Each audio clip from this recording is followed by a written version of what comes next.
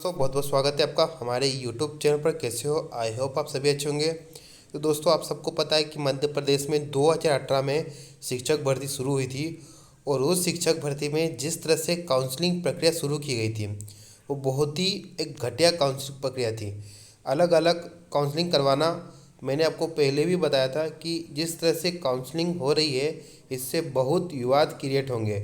और देखिए उन विवादों के चक्कर में जो सफ़र कौन करता है, वो हम करते हैं और आप करते हो। अब ये खुद देखिए कि अब फिर से काउंसलिंग शुरू हो रही, चॉइस फिलिंग। और मामला कुछ नहीं है, मामला वही है, अलग अलग काउंसलिंग करने के कारण कुछ शिक्षक थे, उन्हें लग रहा था कि हमारे साथ गलत हुआ है, तो वो हाई कोर्ट चले गए। और हाई कोर्ट ने भी माना कि इन शिक्षकों के साथ गलत हुआ है, अब उनके लिए फिर से चॉइस फिलिंग होगी। अब यहाँ पर क्या मामला है वो देख लीजिए। देखिए मामला ये है कि आपको याद होगा कि जनजाति कार्य एवं अनुसूचित जाति कल्याण विभाग के स्कूलों में चॉइस फिलिंग के विरुद्ध नियुक्त गए 59 शिक्षकों को अब स्कूल शिक्षा विभाग के स्कूलों में चॉइस फिलिंग का एक और मौका दिया गया है। अब किस लिए दिया गया है वो भी देख लीजिए। इस संबंध में हाई कोर्ट ने स्कूल शिक्षा विभाग को नए सिरे से चॉइस फिलिंग का अवसर देने के निर्देश दिए हैं। अब यहाँ पर क्या है कि जानकारी के अनुसार स्कूल शिक्षा विभाग और ट्राइबल के स्कूलों में खाली पदों पर नियुक्ति के लिए संयुक्त रूप से शिक्षक पात्रता परीक्षा 2018 आयोजित की गई थी। इसके बाद स्कूल शिक्षा विभाग और ट्राइबल विभाग द्वारा शिक्षकों की नियुक्ति के लिए अलग अलग काउंसलिंग आयोजित की गई।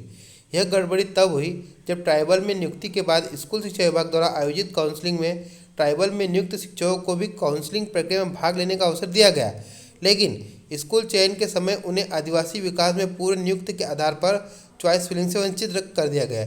मतलब कि देखिए जब पहली बार जब काउंसलिंग हो गई थी, फिर दूसरी बार जब काउंसलिंग शुरू हुई थी तो शिक्षा विभाग ने क्या कहा था, उनको काउंसलिंग में उन्होंने भाग तो ले लिया था, लेकिन जब चॉइस फिलिंग की बात आई थी तो उनको चॉइस फिलिंग में नहीं करवाया गया। क्यों नहीं करवाया गया?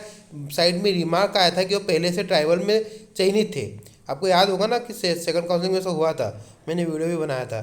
तो इस कारण से उनको चॉइस फिलिंग में नहीं बैठने दिया। लेकिन वो कैंडिडेट का कहना है कि जब हमारे मार्क्स अधिक है तो हमें ट्राइबल में हम क्यों ट्राइबल में हमें जो ज्वाइनिंग मिली है हमको तो शिक्षा विभाग में चाहिए मार्क्स के आधार पर। तो इस बेस पे वे कैंडिडेट हाईकोर्ट गए कि कहीं ना कहीं हमारे अधिकारों का हनन हो रहा है। आप चूँकि काउंसलिंग तो पहले अलग अलग की थी, है ना, तो फिर ये तो विभाग की गलती थी। यहाँ पर हाईकोर्ट ने विभाग की गलती मानी और उनको सही ठहराते हुए अब क्या कर दिया है कि इनको फिर से चॉइस फिलिंग करवाई जाए इनसे, और ये जहाँ पर चॉइस करवाना चाहते थे वहाँ पर इनको मौका मिलेगा, है ना। अब ये तो दोस्तों 59 कैंडिडेट है जिन्होंने याचिका लगा दी। अब ऐसे और कैंडिडेट होंगे, फिर वो भी अपनी इस बेस पे बात रखेंगे कि हमारे मार्क्स ज़्यादा, हमको भी बाहर कर दिया गया। तो कहीं ना कहीं चीज़ें लंबी चली जाती है ना। तो ये सिर्फ और सिर्फ इसलिए हो रहा है कि जो शुरुआत से जो एक अगर सही तो काउंसलिंग कर लेते हैं तो किसी को कोई प्रॉब्लम ही नहीं थी। ज़्यादा से ज़्यादा सिलेक्शन भी होते हैं और कैंडिडेट को जहाँ चाहिए था, जिसको शिक्षा विभाग चाहिए था शिक्षा विभाग में चले जाता, जिसको ट्राइबल विभाग चाहिए था वो ट्राइबल विभाग में चले जाता। कोई इशू ही नहीं होता और आराम से बहुत ही प्रक्रिया बहुत ही स्मूथली चलती, आराम से चलती। नहीं, लेकिन इन्होंने अलग अलग काउंसलिंग करवाई। अलग अलग काउंसलिंग में देखो कितने विवाद क्रिएट हुए, यहाँ तक कि दोनों लिस्ट 95% सेम कैंडिडेट थे। दोनों आप कैंडिडेट कहाँ से ज्वाइन करें, उनको डर भी था अलग से कि अगर हम ट्राइबल के अगर विभाग की लिस्ट जो पहले है उन्होंने उसमें पहले ज्वाइन कर लिया, क्या पता बाद में लिस्ट में नाम आए नहीं आए।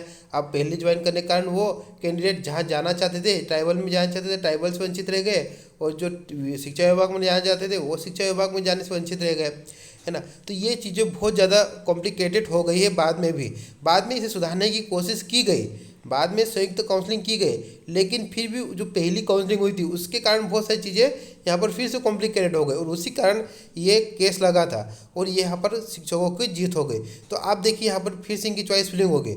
आचार संहिता है तो ये हाईकोर्ट का आदेश है, ना कि सरकार का आदेश है।